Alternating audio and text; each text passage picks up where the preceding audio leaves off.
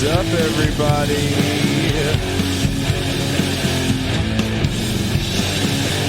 I am your host, Jason Miles, for another audio-only episode of This is Revolution Podcast. So, if you watched the show on Saturday, which, as I'm recording it, is today, August 21st, then we announced on my birthday show, which is this show you're going to hear, with the one and only Milton Allimadi. I'm going on a bit of a break from the streaming version of the show. I'll still be doing these audio-only podcasts. Jean, Cuba, Pascal, some other friends, Kenzo Shibata, Conan Neutron, Marcus. They're going to be helping out Pascal with some of the show host duties. We do have some great shows coming up. If you want to be a part of those shows, there's only one way. Now, I guess there's multiple ways, but the best way is to watch the show on YouTube. YouTube.com/This is Revolution Podcast. You can participate in the chat, and the show today got a little fiery in the chat. And by fiery, I mean it was me fucking with people. So that was fun. But anyway, we wanted to do a show about South Africa. The first time Milton came on the show with Pascal and I, we kind of wanted to talk African politics, but narrow it down to a certain region and topic. Is more China's involvement with Africa with the Belt and Road Initiative. But also, you know, Milton just has so much knowledge on the region. We wanted to take some deep dives into certain parts of the country. So we had said on the show that we were going to have him back, and we wanted to talk a little bit more about South Africa. Because me personally, I feel that there is kind of an idealized portrayal of Nelson Mandela, the ANC,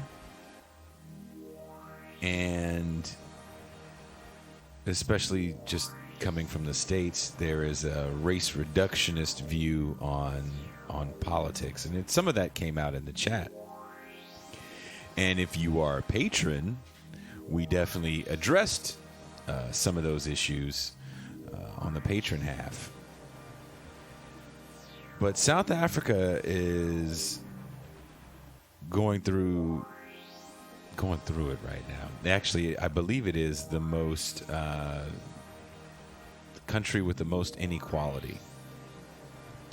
So we took some deep dives into the issues of why you can't talk about South Africa without talking about the apartheid government. You can't talk about South Africa without also talking about the 27-year rule of the ANC. And you definitely can't talk about what's going on now in South Africa without talking about corruption within the ANC and the now ousted President Jacob Zuma.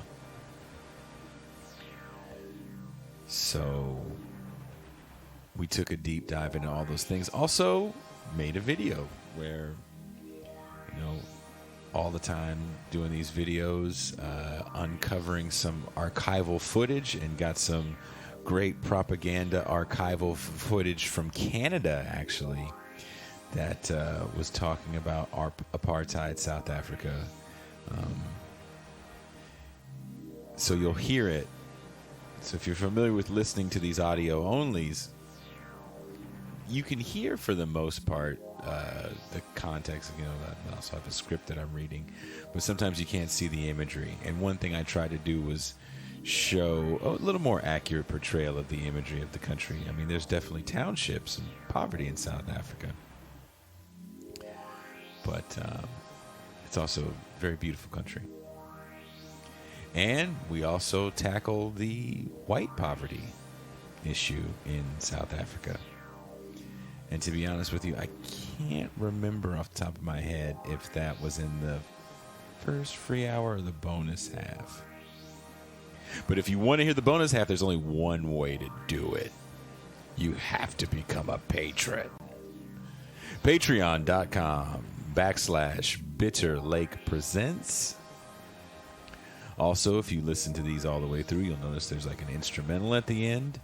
I have released 8 of a lot of the main instrumentals that I use for the clips. I actually do create new ones pretty much every week, but 8. I released it on my birthday along with another record. So if you go to Bitter Lake Band Oakland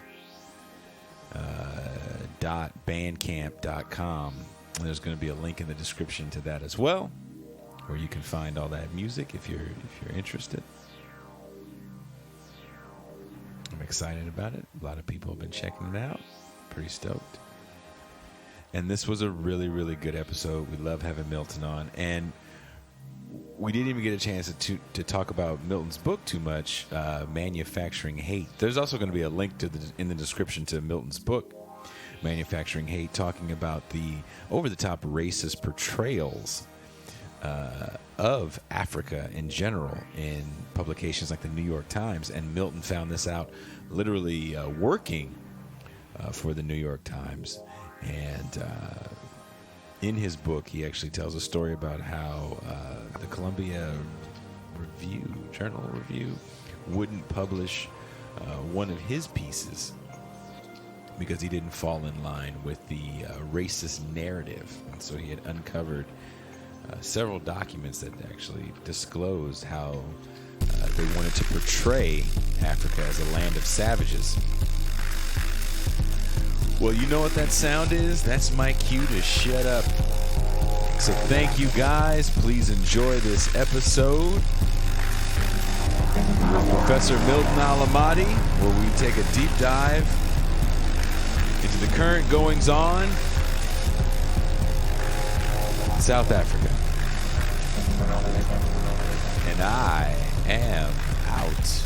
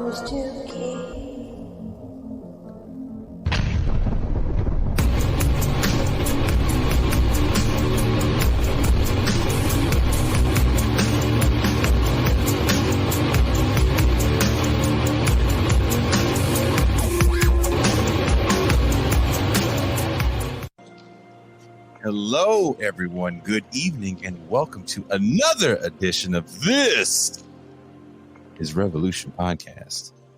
Sorry for the delay. I had a bit of a potty training emergency with my 2-year-old Phoenix.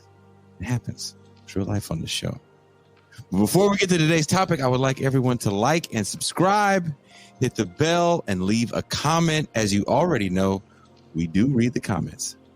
Also, if you have the means, support us on Patreon or check out our This is Revolution merch at www.thisisrevolutionpodcast.com. With Patreon, you do get access to the After Hours show and our discourse server. And remember, when we get to 1,000 patrons, we will be doing a live show somewhere in the West Coast.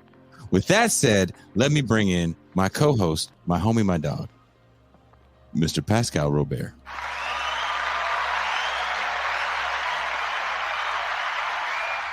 Peace and greetings to the chat. Peace and greetings to the audience. Peace and greetings, Jason Miles. I would like to say, before we do anything, we all have to get together and sing "Happy Birthday to you, Happy Birthday to you, Happy Birthday." Day,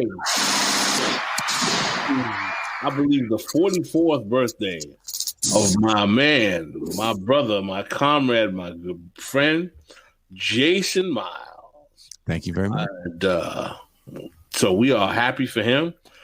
We're so happy that as of next week, we're going to give him a vacation for a couple of weeks. Yes. And it's going to be me and a variety of other co-hosts holding the fort down.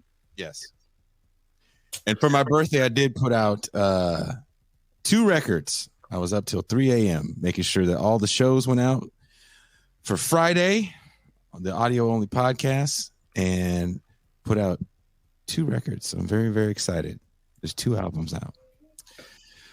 But before we bring in our guest, as you see, there's a backdrop of South Africa, a beautiful picture of Cape Town, because I think when people think of South Africa, all they think about is townships in Soweto and people throwing rocks at tanks. There is a beautiful part of South Africa. But in this video, we're going to talk about the current situation. And with our guests, we're going to talk about the current situation that's going on right now with their now ousted president, Jacob Zuma. So sit back, relax, and enjoy.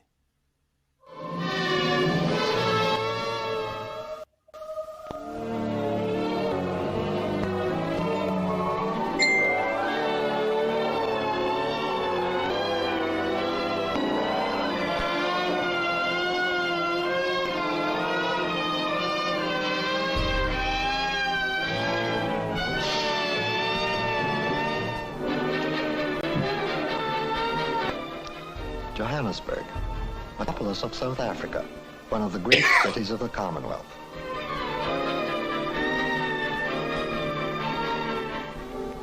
Johannesburg is planning for it is young, confident, vigorous, and rich. For under its very streets, a mile below, are the tunnels of vast gold. There are more Europeans here than anywhere else in Africa, and it is they who have built Johannesburg, but not without African labor.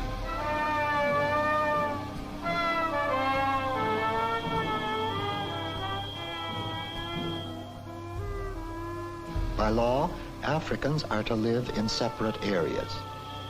This is apartheid, separation, South Africa's answer to the meeting of civilization and black Africa, the cup of the Nationalist Party of Prime Minister Johannes Stradum.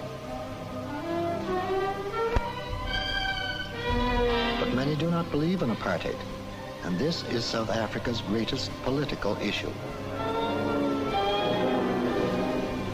More than 300 years of white domination ended for good with the swearing in of Nelson Mandela as this African nation's first black president.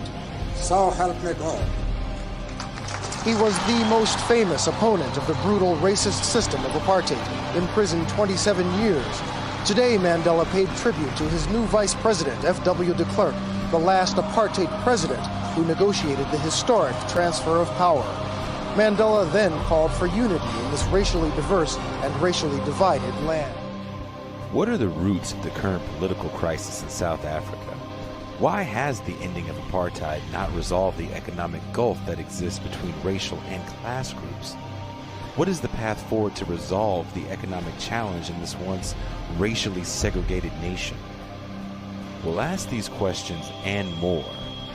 This is Revolution.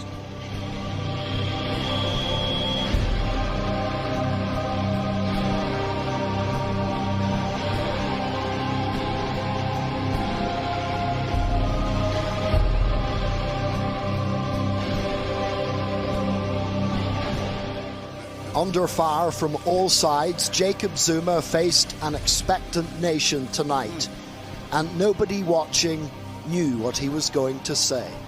I have therefore come to the decision to resign as President of the Republic with immediate effect. His resignation brings to an end an exhaustive debacle that has strained the political system here.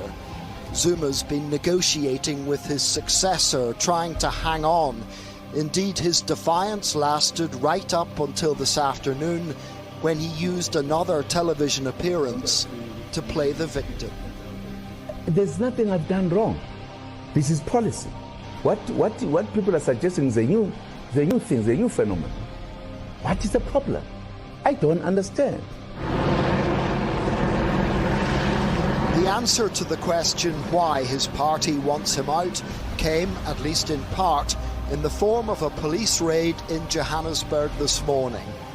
3 arrests were made in the home of a prominent business family associated with corruption allegations faced by President Zuma.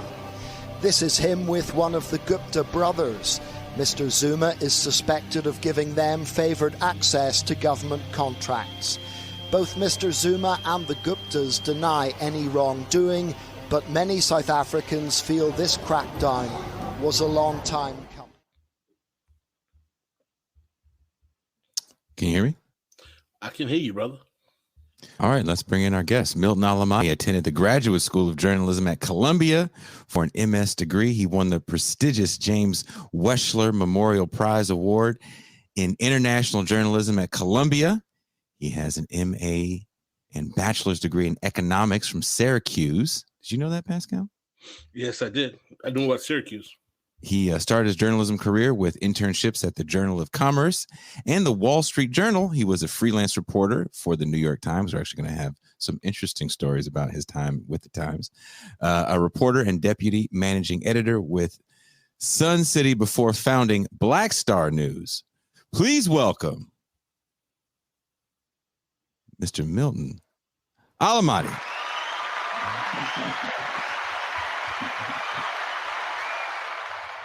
Oh, thank you so much, comrades, for that wonderful introduction. I'm always happy to be on your show. Thank you for having me. Milton, we know you have a new book out to promote, and we will get to the book. We'll talk about that perhaps in the second half of the show. Sure. For now, we will talk about what is going on in South Africa. Right. And if you don't mind, Pascal, I wanted to ask the first question, if you don't mind. Oh, no problem. Usually, for my birthday, all I wanted. Your birthday, no problem. Oh, we could toss a coin. So Pascal and I were watching a lot of videos, news reports from around the world. There actually wasn't much American news about this whatsoever. And also reading as much as we could about the current situation with the crazy rioting and looting. And some people are calling it protesting. Other people are calling it looting. Right. And some of the better interviews that I saw where they had panel discussions, they were a little more broad based with more than just ANC people talking. They centered it with kind of the fall of apartheid and the Mandela government, that a lot of these economic problems start there and never really got resolved during his administration. Right. Where would you start with, like, if someone said what's going on and where these economic problems really stem from, what would you say? I would say the demands are finally being made for income redistribution, for a change of control over the means of production, control over the major resources, which in South Africa, of course, happens to be the mines and the land. And I think as progressively, as a result of the COVID pandemic and the pressure that has put on the South African population, the African population, the demands are becoming much more strident, much more bold. So when people talk about rioting as opposed to or versus uprising, there's an element of both. The conditions would warrant what we are seeing today in South Africa. I think the arrest of Zuma just happened to be a convenient spark. Gotcha. But sooner or later, it would have erupted, because the economics, the statistics alone bear this out. Unemployment in South Africa is 33%. Black unemployment is around 38%.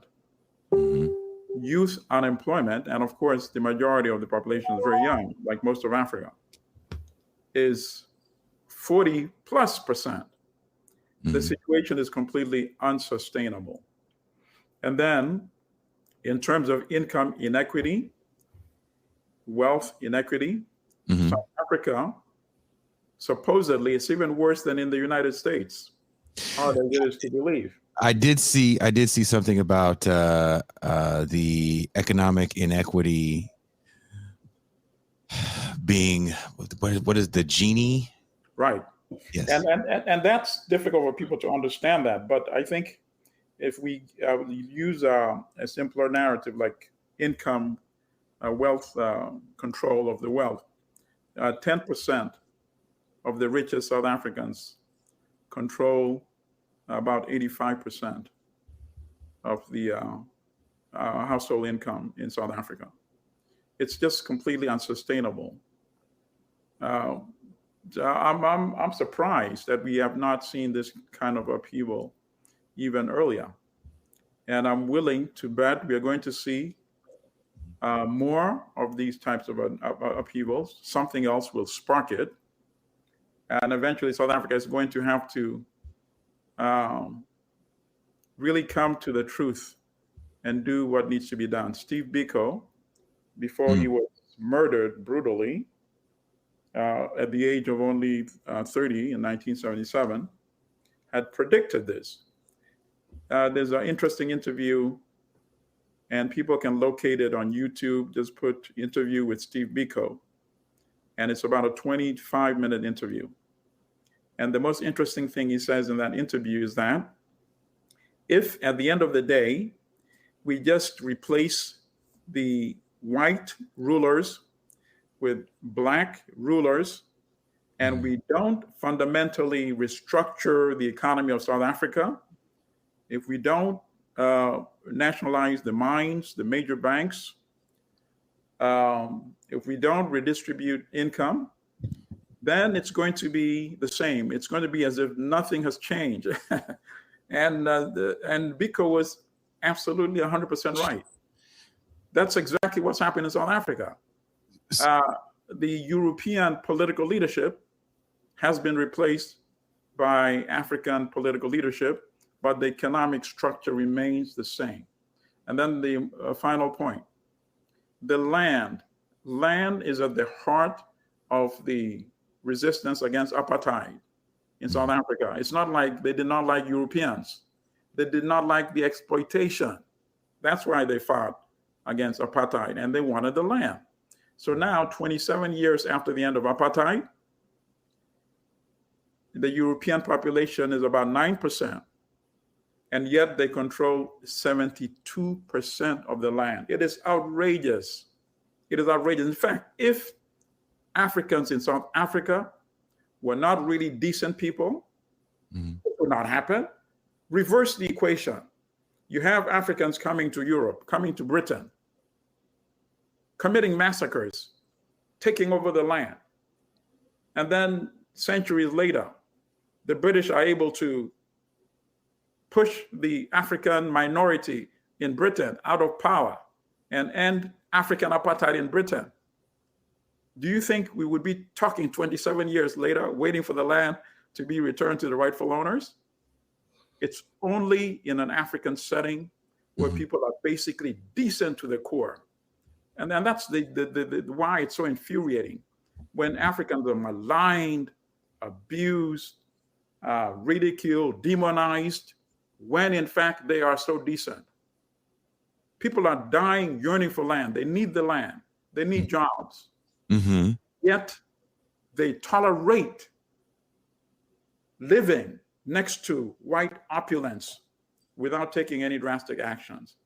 People should be asking, why are they not attacking white wealth as opposed to attacking those urban shopping malls to get these commodities and resources. Mm-hmm. They're not attacking white people physically and saying, our condition is because you are monopolizing the wealth. They're not even doing that, no. So to me, attacking those malls and taking those, whether you call it looting or not, that is not the worst thing that could be happening in South Africa, if you look at the history and you look at the objective conditions. Milton, I'd like to, Jason, you want to follow up? No, go ahead.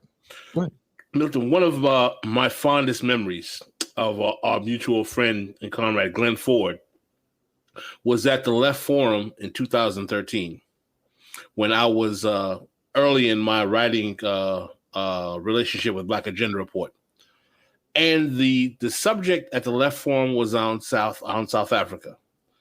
And Glenn Ford gave one of the most scathing analysis of what happened with Nelson Mandela and his role in structuring the agreement that he came to that launched his presidency into what will become post-apartheid South Africa, right, in a way that for someone like myself who only heard rumors about this was shocking.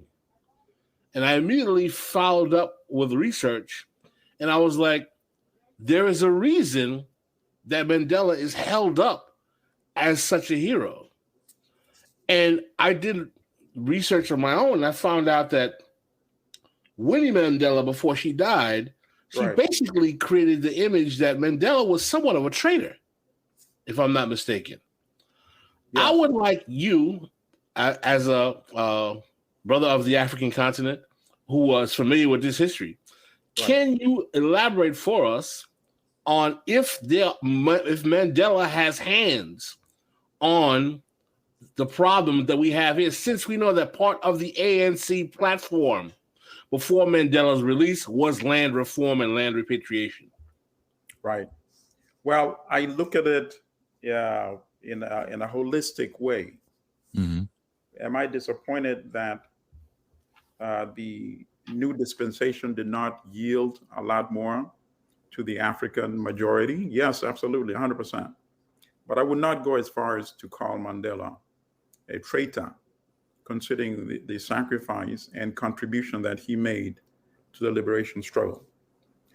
People don't know the whole Mandela, so it's worth going back a little bit of the history. Mandela was trained as a lawyer, and he became a part of the African National Congress. When they were agitating for change using nonviolence, and they tried the nonviolence approach for decades. If you look back, many people probably don't even know their name. People like Sobukwe, Robert Sobukwe. Robert Sobukwe was also a part of the ANC initially, but then he parted ways because he said he wanted the movement to be, the membership to be exclusively African. He thought by having a multi-racial, multinational organization, it would sort of dissipate or dilute the demands that the African population was making. And he said ultimately they were the ones who were bearing the brunt of the apartheid exploitation. So that is why he founded the Pan-Africanist Congress, the PAC. Mandela continued with the ANC. But then after the Sharpeville massacre, it became quite obvious that this nonviolent approach was not the solution. So what did Mandela do? Mandela trained to begin armed resistance. And he went to Ethiopia, was trained by the Ethiopian military, and then he went to Algeria, where he trained together with the FNL, who were fighting against French imperialism and had already virtually won. They were consolidating their hold. of Algeria. So they trained him in guerrilla warfare, in combat, in sabotage. And he came back to South Africa, and he started this campaign of sabotage, bombing government buildings and other institutions. Ultimately, he was betrayed by the good old CIA of the United States. They gave the South African intelligence the tip of where Mandela was hiding out.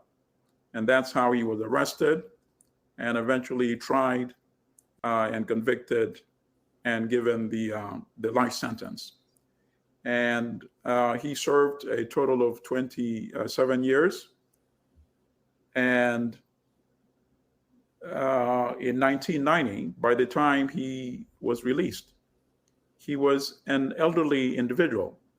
But the global resistance against apartheid had galvanized around Mandela in all these decades of his incarceration.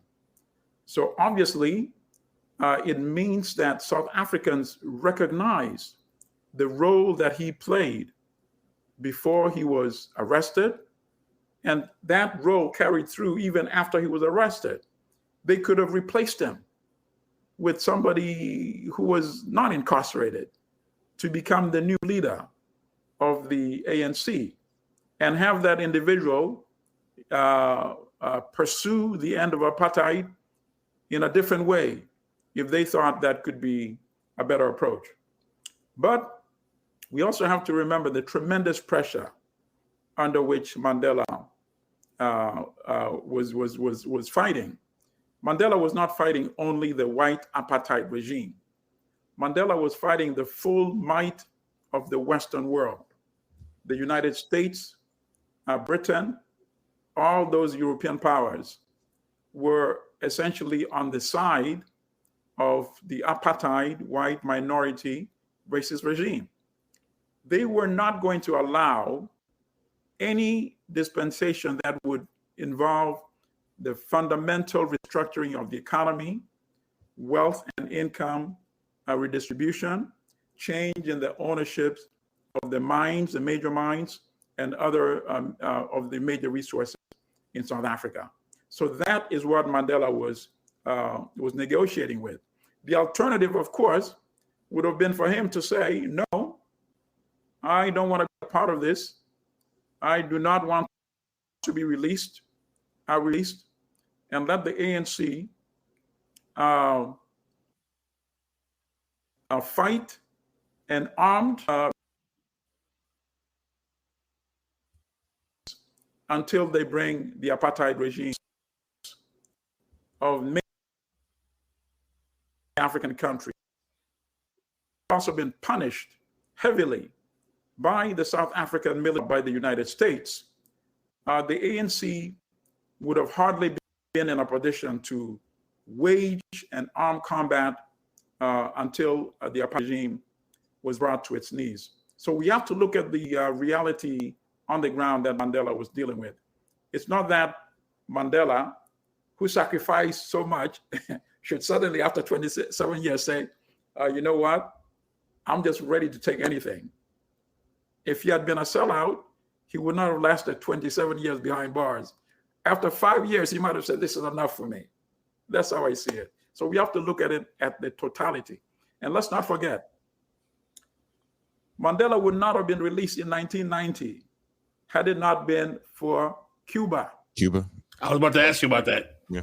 Yes. When Cuba dealt the apartheid military a decisive defeat in Angola, only then did the apartheid regime and its Western supporters realize that this system could actually be brought to its knees by armed resistance. But it would take Cuban involvement. Because had it not been for Cuba, first of all, Angola would have ended up being controlled by that reactionary, Jonas Savimbi of UNITA, who was, of course, backed by the CIA and the South African military. So what Cuba did was actually ensure the independence of Angola,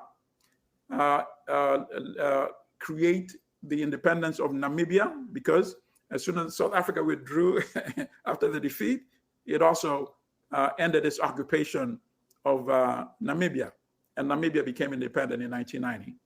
Mandela was released the same year. The election was 1994, and he became the first African president. So that was the equation. Unless Cuba and Castro was willing to say, listen, let's go all the way. Let's follow them all the way to South Africa. But then I wonder whether the West would have allowed that to happen. They might have decided that it's time to go back and invade Cuba again. Because mind you, Cuba did not even tell its main sponsor, the former Soviet Union, which is today Russia, that it was making deployment of about 30,000 troops into Angola. It came as a surprise as to the Soviet Union as well, because the Soviets were trying to mend relations with the United States, you know. What part of white flight also really hurt the Mandela administration? Because as he comes into power, you also have an exodus of a lot of the middle-class white population and well-to-do white population. Well, surely that was on his mind as well, because he saw what happened to Zimbabwe. And obviously he did not want that to happen to South Africa. Yeah, he knew to what extent they could essentially shut down that economy, an economy which is completely intertwined and linked with Western finance capital. With the diamond mines and the gold mines. Of course, absolutely. And of course, Western tourism is a huge industry in South Africa. Absolutely. But the mines are really the key thing. The mines, shareholders, European shareholders, American shareholders, all over the world. So it's Elon Musk. That system. So, Milton, I want to ask you. Yes. How would you objectively analyze the role of the ANC as a party in its stewardship of the political reality in South Africa? Right.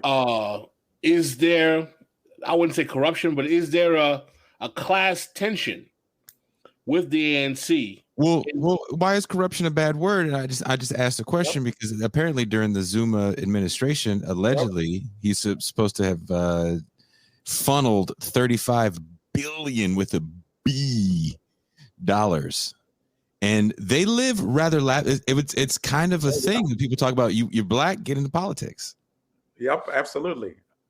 No, I mean, continue with the question, but yes, corruption.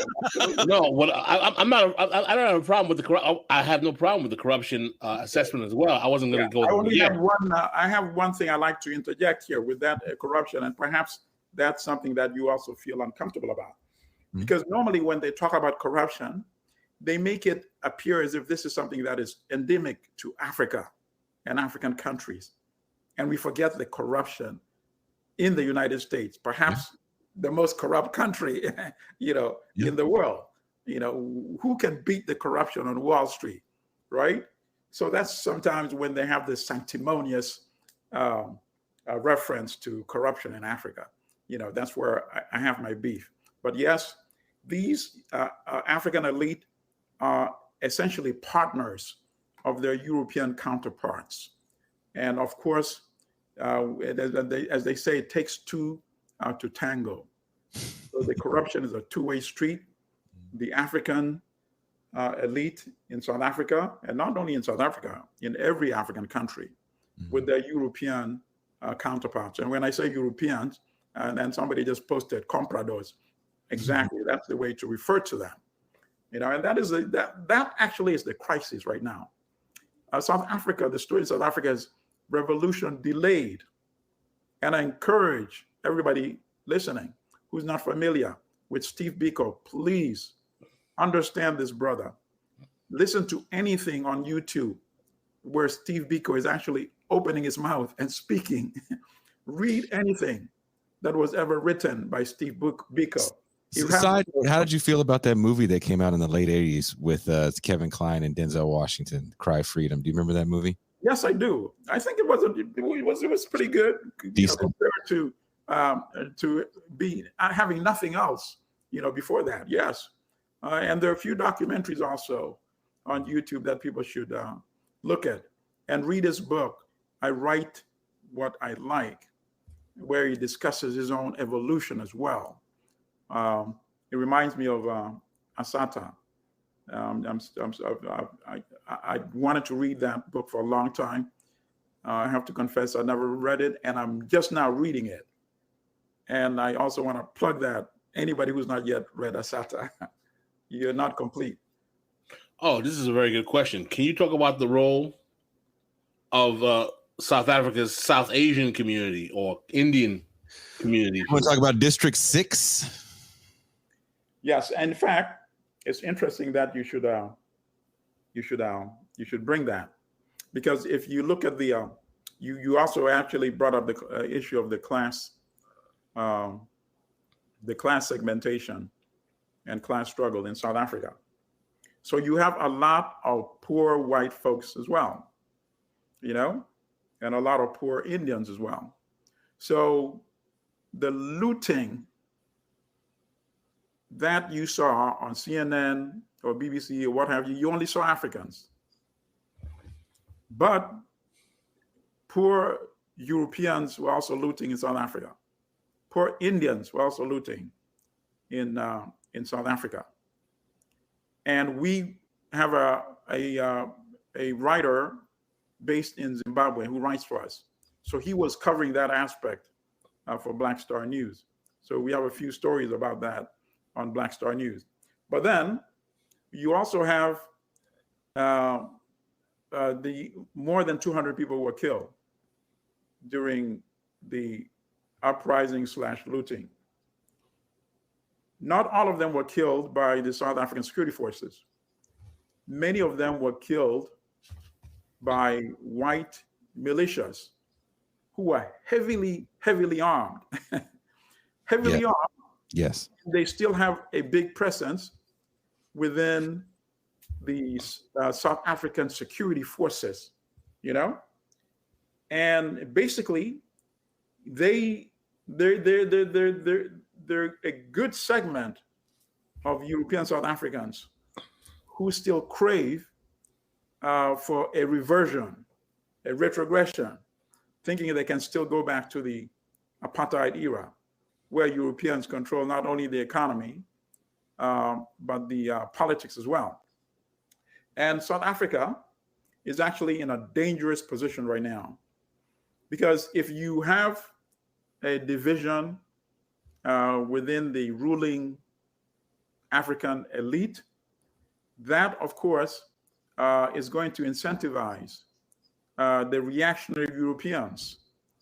And you can't say just because Africans have the numeric demographic superiority that they should feel comfortable because of that. Absolutely not, because the Europeans still actually hold most of the weapons. And that is why they were actually able to impose their rule over the African majority for almost 50 years, officially after apartheid was created in 48.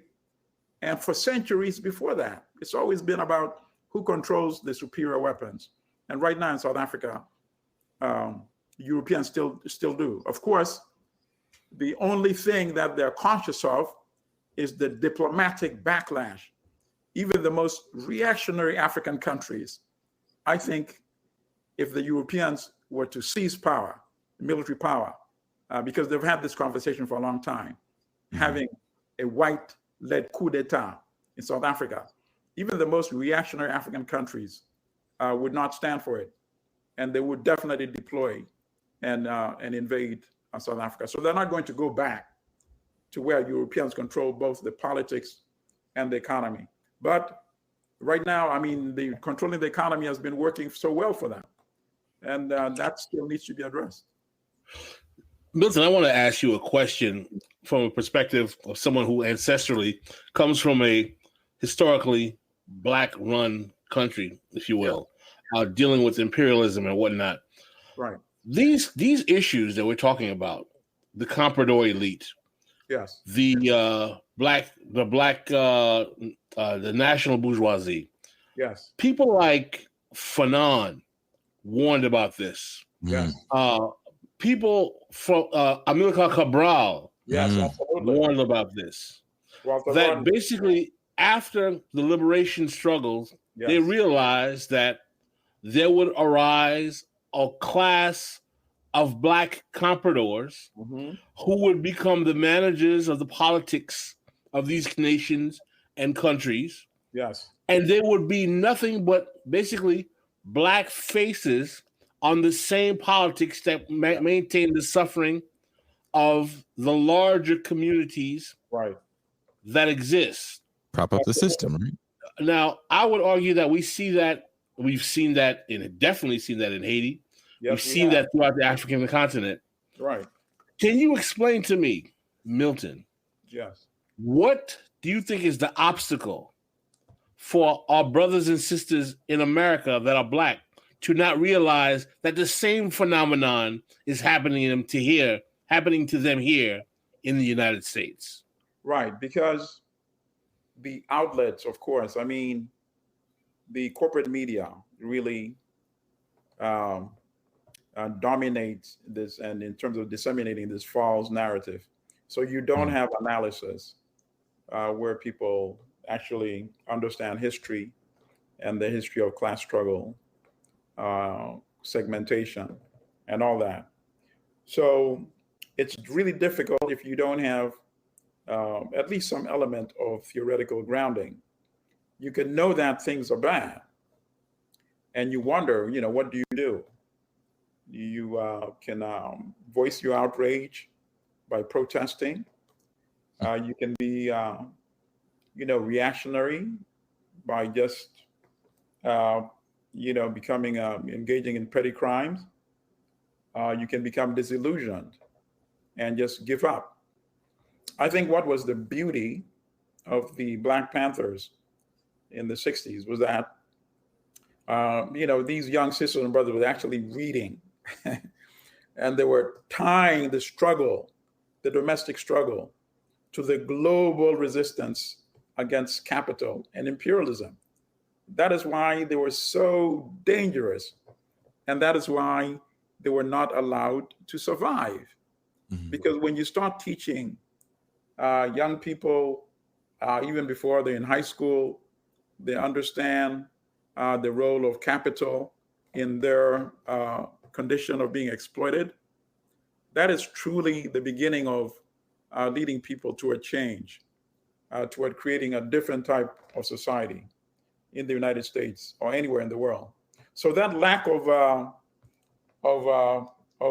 analysis, that is not only a problem here in the United States.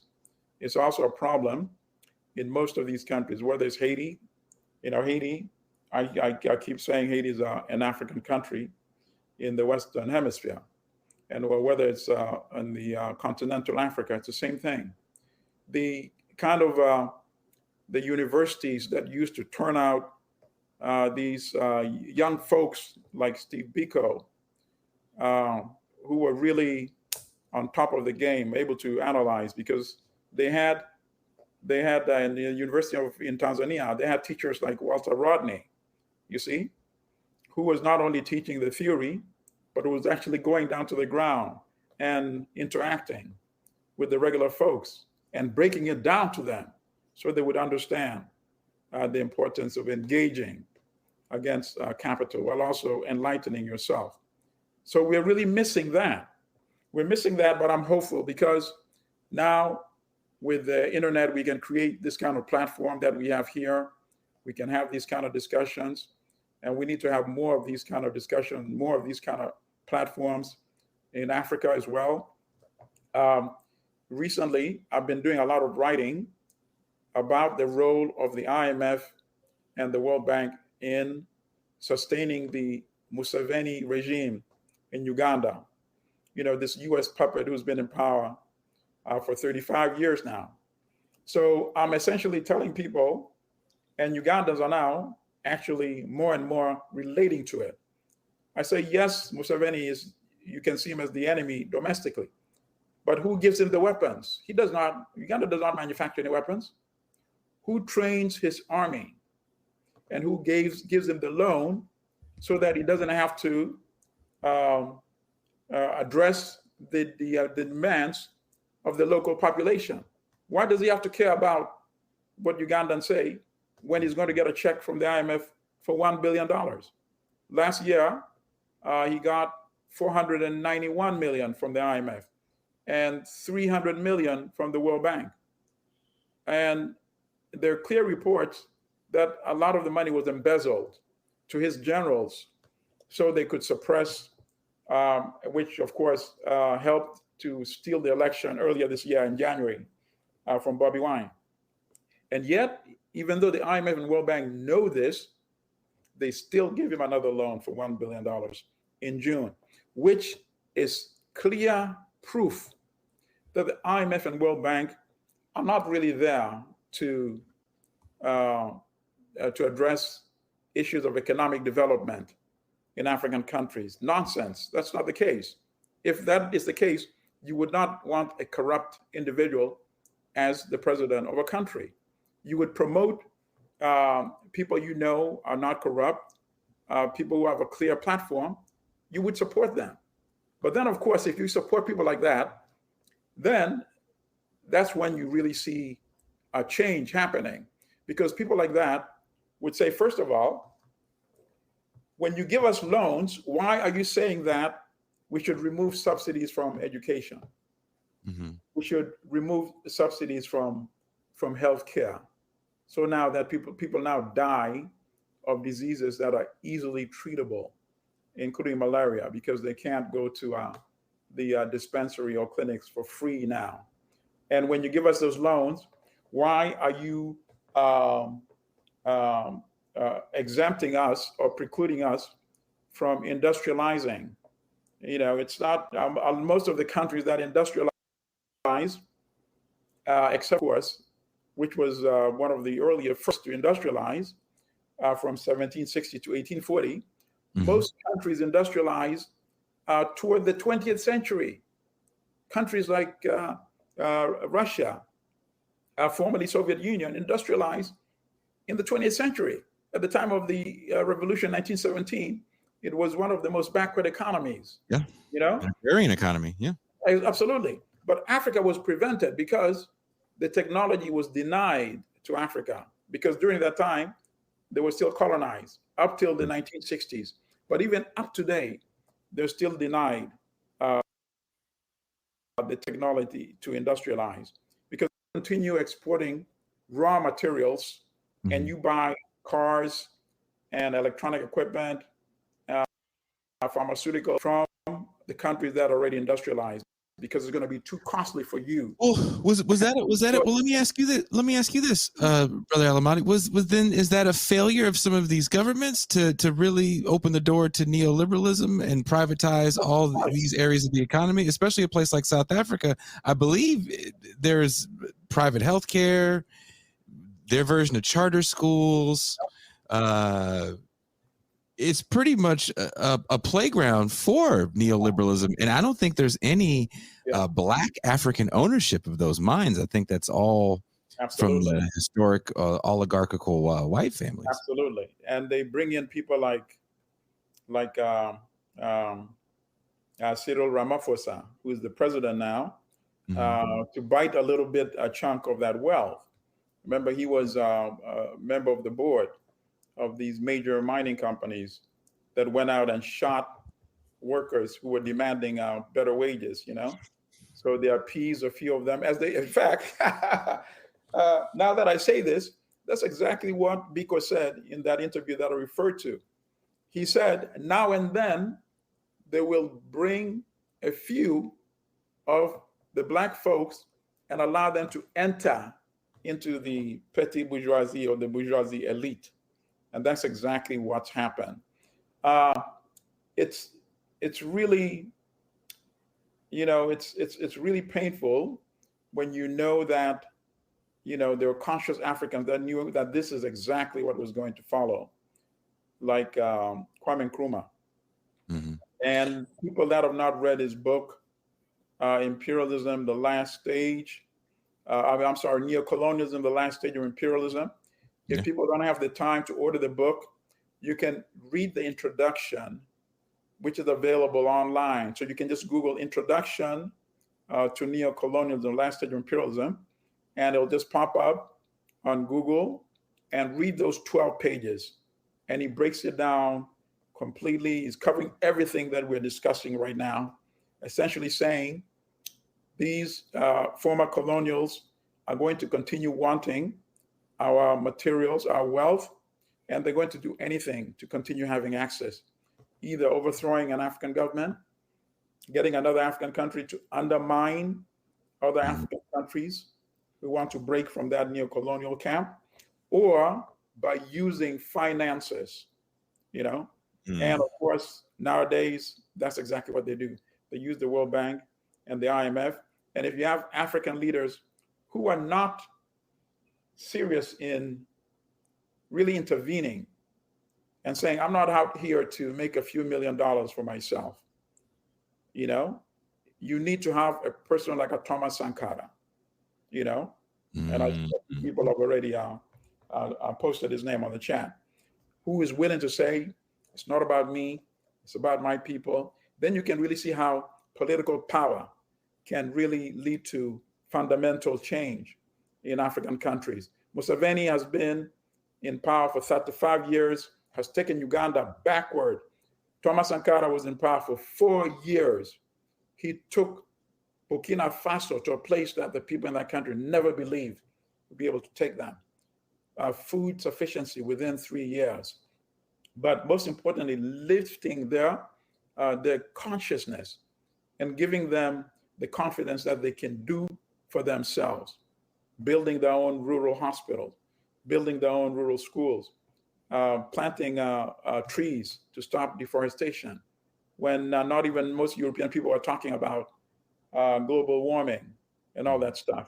That was one African leader. And then he said, we need to remove the debt that's holding us back. That's really when he got into trouble with France and the Western powers, right?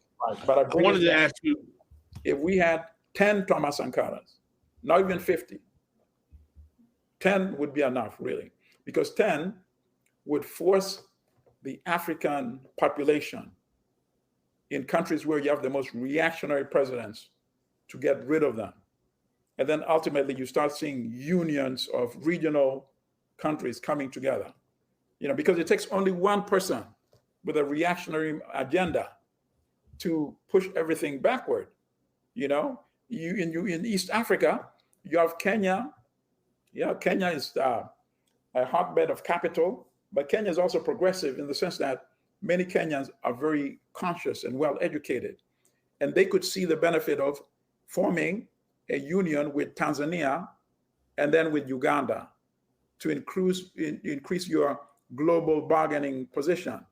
But when you have a reactionary like the president in Uganda, that's not going to happen, you know? He does everything that is to please the West. I'll give you the latest example. Now, he's offered to take 2,000 refugees from Afghanistan, and that is fine. You know, people fleeing conflict need accommodation. And now he gets some media play on the corporate media headlines. Now he's taking refugees from Afghanistan to show them hospitality, while at the same time he's killing Ugandans. And this has been covered by all the corporate media, the BBC, the Washington Post, the New York Times, Al Jazeera, the Guardian. All of them have been covering this campaign that's escalating since January after he stole the elections. Young people are being kidnapped from the streets because he wants to preempt a potential popular uprising. So young people are just randomly picked from the streets or picked from their home, away from their parents or family, and they're tortured, and some of them are found dead. Many articles about that. But now you get this, now some of the spin in the media is going to be saying, oh, look at this, this very hospitable African leader who's willing to take 2,000 refugees. when in fact he's just doing it to divert attention from the atrocities that he's committing in Uganda. We're coming up on the last 5 minutes, but I wanted to get you, if you can, to speak on the economic freedom fighters and also the Pan-Africanist Congress of Tanzania and their role in this situation. I don't think we can have this show on South Africa and not talk about those institutions. Okay, I think the PAC, unfortunately, has not recovered since the killing, really, of Robert Sobukwe. He was killed by the apartheid regime. First, he was imprisoned, and his health deteriorated while he was in prison, and then he was under house arrest for many years. So even though it's reported that eventually he died from TB or what have you, it was a killing because he was not treated for a long time, and they wanted him to die. And sadly, his party has never recovered. He was really up there on the level of Mandela, and obviously they wanted to make sure that he died, that people like Biko died, because these might have been the alternatives to Mandela. But the economic freedom fighters, yes, that party keeps growing. It's a party that is supported by the youth in South Africa. It's a party that, of course, is also maligned by major corporate media because they sense that the power structure would be fundamentally changed were they to really come into power. In fact, the ANC never mentioned the land issue until the economic freedom fighters started demanding seize the land without compensation. you know, and that call went viral all over South Africa. So the ANC was supposed to now also start talking about, return the land without having to pay for it. So let me ask you a question, because we often hear in Africa the seize the land language in these countries that had white minorities. And one of the things that the capitalists or the colonialists or the quote unquote white supremacists always use, and they ask this question, is that how are these Africans going to be able to maintain this land and make it beneficial or profitable without our technology and know-how? Especially when they don't understand how to work said technology. Thank you for asking that question. Number one, in Zimbabwe, great. Where the African population controlled only about 10% of the land, they were producing about 70% of the food. Think about that. But of course, this is not in the interest of a publication of New York Times or BBC to let the world know about that. That's number one. Number two, the Africans who actually became commercial farmers and the ones who had access to some capital, they were as productive or even more productive than European Zimbabweans. And if people do research carefully, you'll find at least 2 or 3 stories about this in the New York Times, out of hundreds of stories talking about how Africans were failures. It's all nonsense. How can you say Africans were failure when Africans were farming before Europeans were farming? Someone wanted to ask, would you consider the economic freedom fighters leftists, or is this black capitalism in radical chic terms? Okay, if I believe in the language that they talk, then I would say they're leftists. I think obviously there's a but. The ANC was also considered to be very progressive until they came into power. So I think the test is still down the line. Mm-hmm. I think sometimes it's easier for the talk, and then once you get into but they got the berets and everything. That's right. Why. Well, listen, we got 2 minutes left. The beret can disappear very quickly. we have obviously we hope it does not, but I'm just saying. Yeah. We have 2 minutes left, but we'll probably go an extra 3 minutes to go an hour and 5. In this last few minutes, Milton, tell us about your book. What is the premise of your book? And what is the thesis that you're trying to get across? Okay, very good. Demonization of African people has always gone hand in hand with exploitation. Whether it was slavery and enslavement, you had to rationalize enslaving African people, human beings. You have to convince Europeans that these were not really human beings like us, meaning Europeans. So that's where the literature of demonization kept evolving. Demonization during colonialism. These are backward people who were in need of European civilization, So demonization went hand in hand. So what I did in this book, I went back to started with the writings of the so-called explorers, who were basically agents of imperialism sent to map out Africa, where the resources are.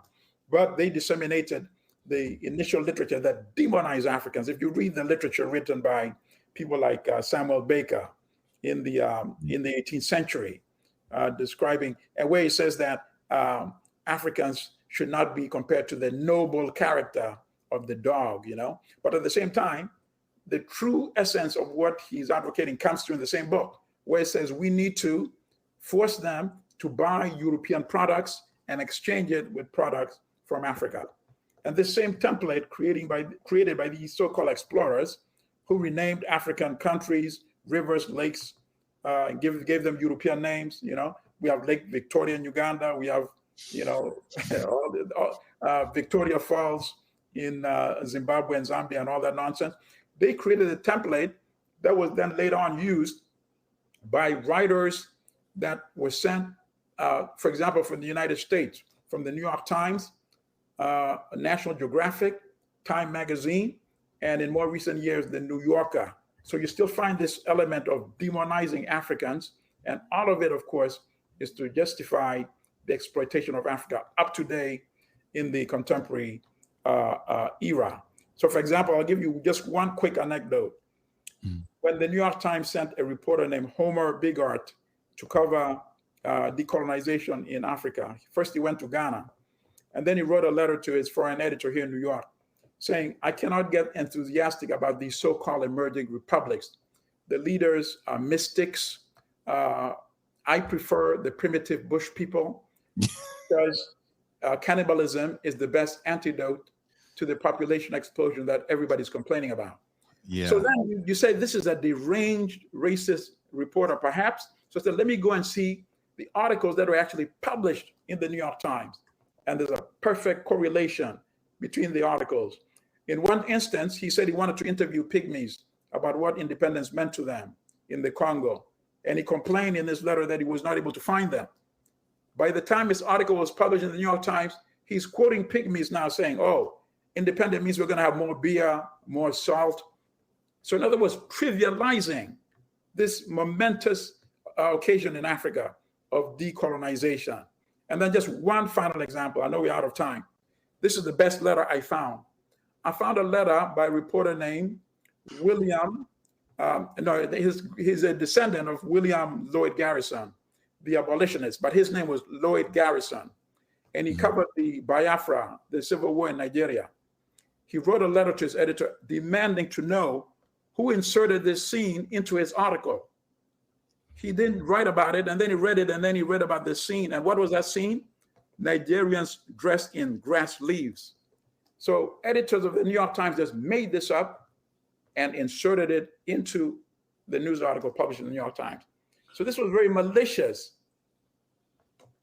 So the title of the book is Manufacturing Hate: How Africa Was Demonized in Western Media, by our guest, Milton Allimadi, who is a friend of the show, who we will definitely have back on because he always brings the most fascinating, incredible, nuanced perspectives on what is going on in the African continent.